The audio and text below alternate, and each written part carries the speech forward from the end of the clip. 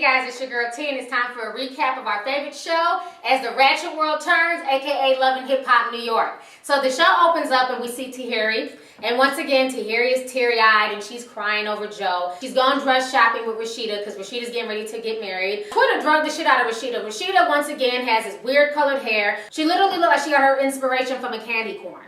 So she's wearing this weird wig, they're going shopping for dresses, and Tahiry's feeling really bad because once again it's reminding her of her 59th breakup with Joe Budden, and she just feels bad that her and Joe cannot move forward in their relationship and that Joe can't stop cheating on her.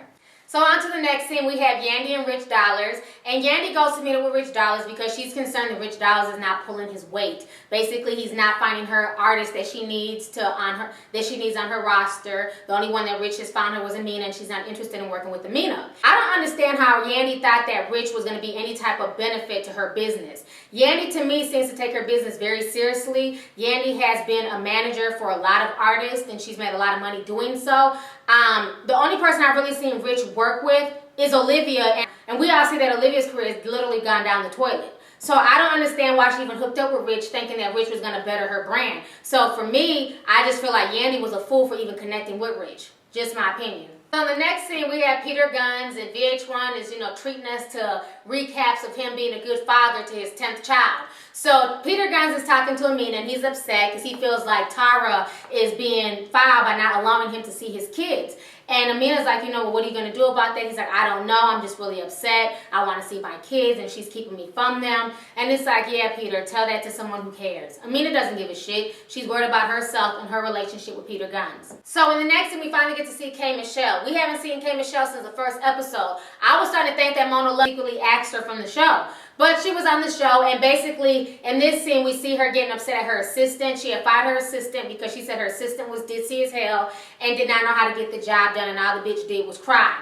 So the assistant comes back in with some vegetarian dog biscuits and offers K. Michelle a dog biscuit. And K. Michelle is like, is this bitch for real? Did she just offer me a dog biscuit? And this assistant just seems stupid. Who the hell assumed that this assistant and K. Michelle's rowdy hood booger ass would be a good connection? So after K. Michelle tells her about herself, the girl just sits there looking stupid, and on to the next scene.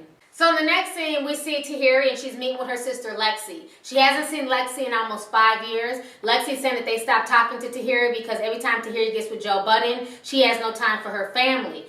Twitter went in on Lexi as well. They had compared Lexi to Sideshow Bob's brother.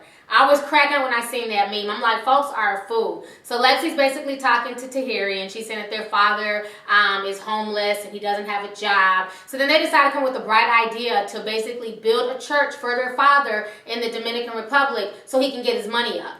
And I'm like, who builds a church as a hustle? I mean, don't you build a church for worship? I don't think Jesus died on the cross for you to build a church for your dad so he can get money from his parishioners. Why not invest in a Dominican restaurant or something where he can make money? Why invest and buy him a church so he can get money off the parishioners? I kind of feel like that hustle was kind of strange. Like, you want to get your dad a job, so you get him a job by building him a church and having him get money from the people who attend his church. I guess maybe I'm missing something. On to the next scene. So in the next scene we have Amina, and once again she's sitting in the park with her guitar and she's singing an original song to Peter.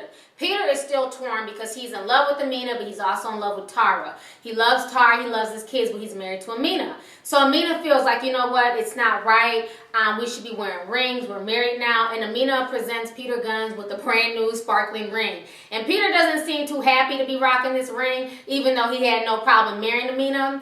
And then in the next scene, so they're sitting there talking, and Amina feels like, they need to start taking their marriage more seriously, and that she married him because she loved him, and she wants the same back from Peter. But all the while, Peter is daydreaming about Tara. So Peter ends up going to Tara's apartment, and Tara's in there cleaning up, and she feels like, it's not fair for Peter to just bust in on her like that. And they start talking, and lo and behold, they start making out on the couch. So in the next scene we have Tara, and she's talking to K. Michelle, and she's telling K. Michelle about the whole secret wedding and how, Peter did her dirty by marrying Amina behind her back. And K. Michelle in return says that that's why she does not mess with light-skinned guys or guys with good hair. She only wants dark-skinned guys, and it was just utter bullshit. It's like, you don't mess with them, no, okay, they probably just don't mess with you. But she says it's the other way around.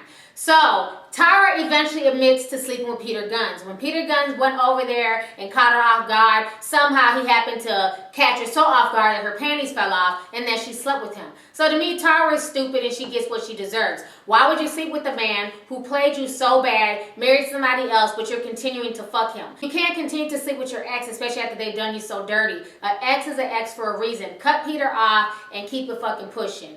Her sleeping with Peter just basically boosted his ego 10 points. So in the next scene, it's our favorite fake lesbian, Sin and Erica. So they're shopping and Erica is telling Sin about the whole issue that she had with Lee last week when they almost fought. And Sin is just listening to all this crap that Erica's saying all the while daydreaming about a nice bowl of Chipotle. It's like, if this girl yells out Chipotle one more time, I'm gonna scream. I wonder how much Chipotle is paying Sin to continuously drop their name. Because that's all she does. It's like she has no other lines in this show besides her saying something about Chipotle.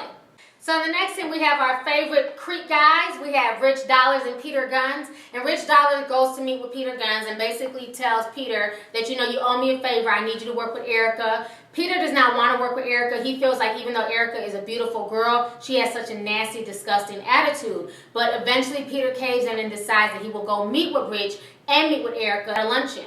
So Erica, Peter, Amina, and Rich Dollaz, they all go to this lunch to go meet and talk. And immediately Peter Gunz and Erica get into it. Erica accuses Peter of stopping her money flow with Rich Dollaz. He accuses Peter of being a hater and talking shit about her last season. And she just starts flipping off and she's like, you can't handle my mouth, motherfucker. And Erica, even though Erica is beautiful, her body is fake as all get out. But even though she's a pretty girl, she has a disgusting mouth and a disgusting attitude. I can't stand her personality. It's just something about her. Her attitude is just disgusting. She's a hood booger to the 10th power, you know. And what was so crazy is that once she got her trying to hit Peter Gunz, Peter, you know, was throwing glassware and throwing chairs, and it was just crazy. You know, it's just sad that folks can't go into a decent restaurant and conduct themselves like business people and like adults. That fight made them both look tacky as hell. So anyways, that was my recap for As the Ratchet World Turns. Let me know your favorite part of the scene, and what do you think about Peter and Tara hooking up, and what did you think about the Erica, Mena, and Peter Gunz fight? Let me know your thoughts. All right, deuces.